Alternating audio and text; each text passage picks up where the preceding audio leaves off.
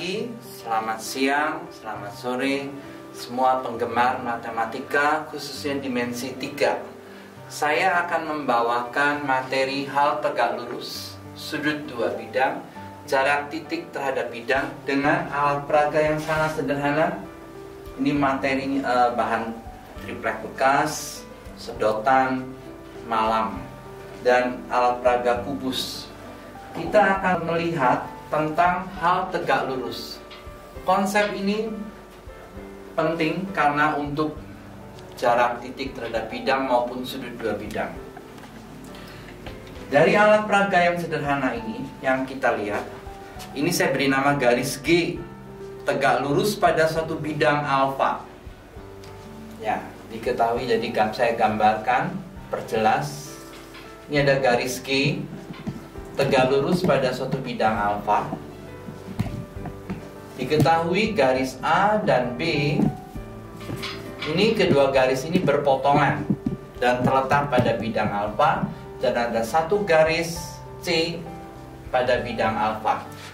Garis G tegak lurus bidang alfa. Mengapa?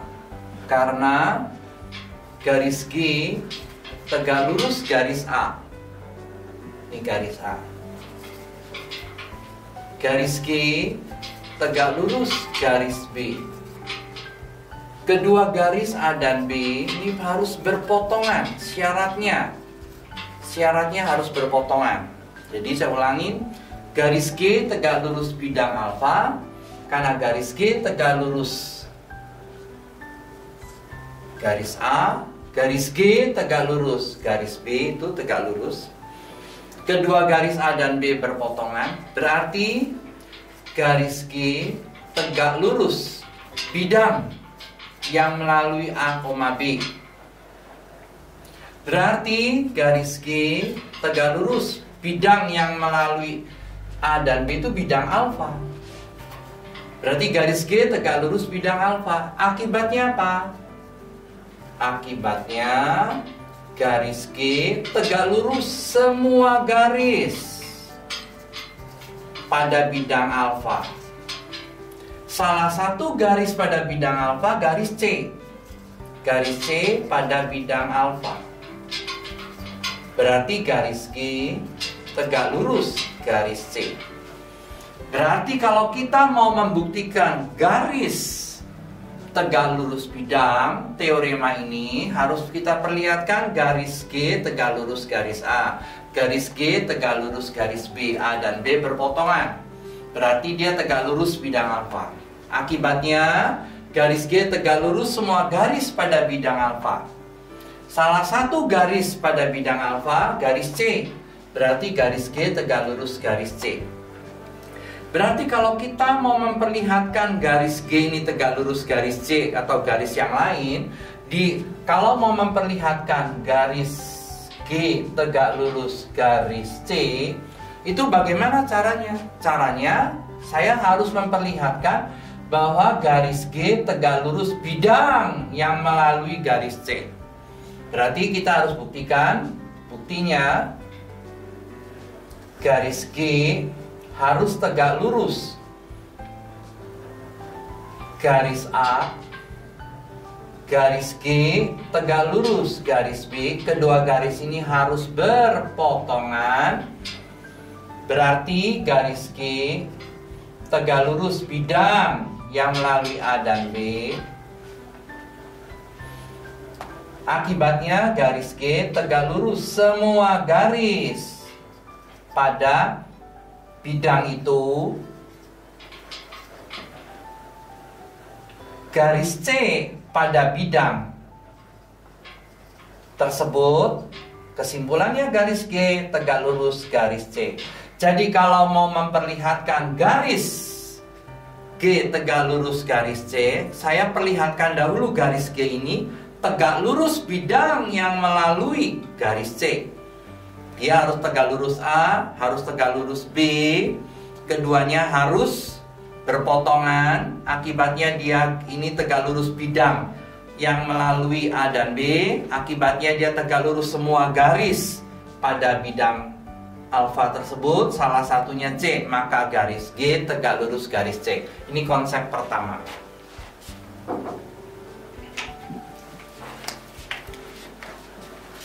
Nah, kita akan menerapkannya pada benda kubus. Saya pakai alat peraganya ini yang sederhana, kubus.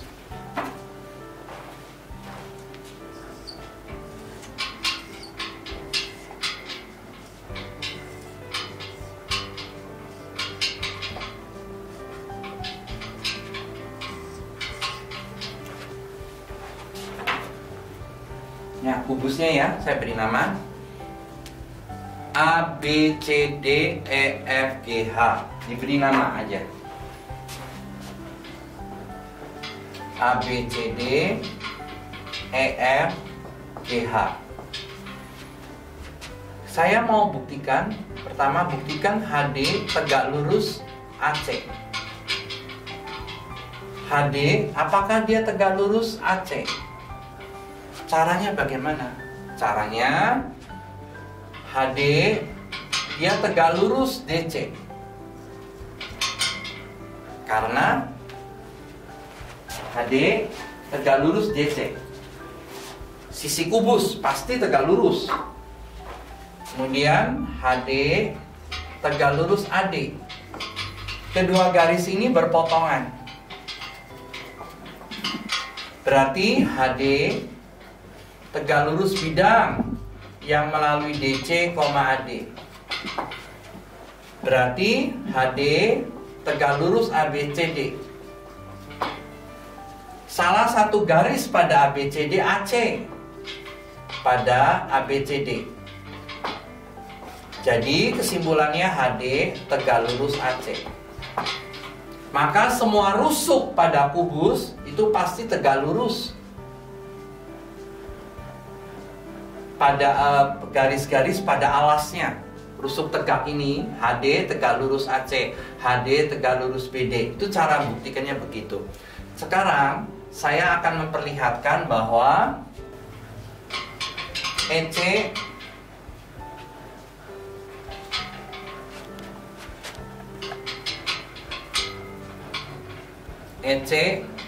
tegak lurus BD. EC, bagaimana saya memperlihatkan bahwa dia EC tegak lurus BD? Caranya, bukti ya.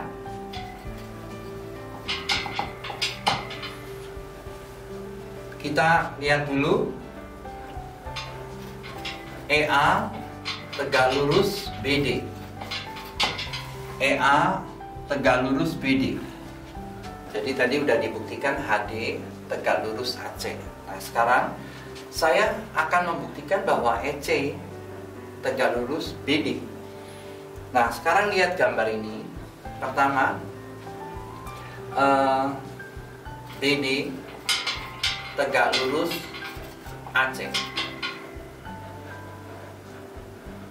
Kenapa? Diagonal persegi.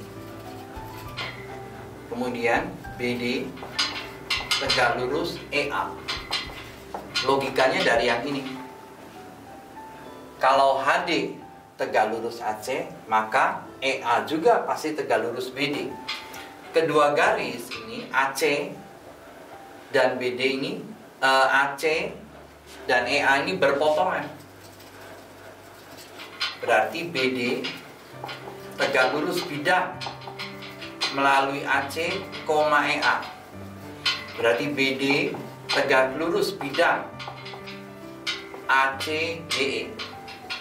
Akibatnya BD tegak lurus semua garis pada AC, GE. Salah satu garisnya EC. EC pada AC, GE. Berarti BD tegak lurus EC. Ini berlaku pada kubus. BD itu apa? BD adalah diagonal sisi. Tegak lurus EC. EC diagonal ruang. Diagonal sisi tegak lurus diagonal ruang pada kubus. Asal tidak berpotongan, syaratnya tidak boleh berpotongan. Kalau berpotongan nggak mungkin. Ya, contohnya AC diagonal sisi, EC diagonal ruang, berpotongan, tidak tegak lurus. Tapi kalau BD diagonal sisi, EC diagonal ruang pada kubus tidak berpotongan, bersilangan tegak lurus. Tegak lurusnya ini namanya bersilangan tegak lurus, istilahnya bersilangan tegak lurus. Membentuk sudut, jadi sudut antara BD dengan EC itu 90 derajat. Nah, sekarang kita kembangkan. Kita mau memperlihatkan EC tegak lurus bidang BDG. Apakah benar EC tegak lurus bidang BDG? Kalau kita ini tahu titik tembusnya ini tegak lurus. Bagaimana buktikannya? Bukti EC tegak lurus BG. EC diagonal ruang, BG diagonal sisi pada kubus, tidak berpotongan. Kemudian EC tegak lurus BD, udah dibuktikan sebelumnya. BG dengan BD keduanya berpotongan. Berarti EC tegak lurus bidang yang melalui BG, BD. Berarti EC tegak lurus bidang BDG.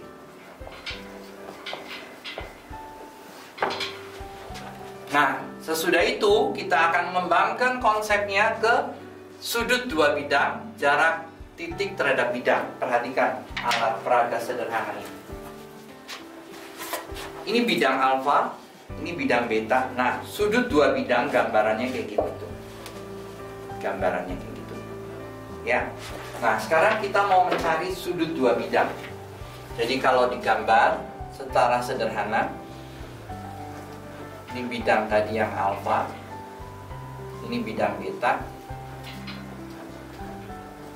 Harus ada garis potong. Nah, tegak lurus. Ini tegak lurus. Nah, ini sudut dua bidangnya. Jadi, ini bidang alfa, ini bidang beta, garis potong. Ambil satu titik sembarang tegak lurus, membentuk sudut penumpunya. Nah, ini sudut dua bidangnya. Nah, sekarang berdasarkan teori itu kita mau mencari sudut dua bidang.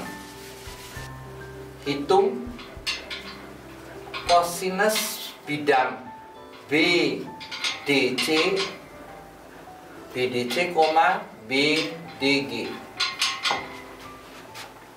Bidangnya lihat, bidang BDC ini alas, bidang BDG ini garis potongnya adalah BD, maka sudutnya ini saya beri nama alfa. Harga kosinus alfa berapa? Saya beri nama CO per GO. Segitiga BDG adalah segitiga sama sisi. Kalau rusuk kubus saya beri nama A, berarti BG adalah A akar 2. Nah, sekarang saya mau cari panjang GO. Berapa panjang GO? Sudut ini kan segitiga sama sisi, berarti 60 derajat. Berarti kita bisa cari sin 60 derajat adalah GO per GB. Maka GO harganya GB, rusuknya itu A akar 2, BG itu GB sama A akar 2, kali sin 60 setengah akar 3, berarti setengah A akar 6. Kosinus alfa CO itu harganya setengah A akar 2 dibagi setengah A akar 6, berarti akar 2 per akar 6, 1 per akar 3, sepertiga akar 3. Ini sudut, kosinus sudut dua bidang bisa dicari. Jadi dengan konsep tegak lurus kita bisa memperlihatkan bahwa EC diagonal ruang, BD diagonal sisi pada kubus tidak berpotongan itu bersilangan tegak lurus. Lalu kita bisa mencari sudut dua bidang. Sudut dua bidang antara BDG dengan bidang alas BDC. Caranya seperti ini. Contohnya, salah satu contohnya. Nah, pertanyaan berikutnya jarak titik terhadap bidang. Saya mau mengembangkan berapa jarak C terhadap bidang BDG. Berapa jarak C terhadap bidang BDG ini, jarak ini. Yang saya tanya itu CT. Berapa harga CT? Kita mencoba lewat beberapa cara.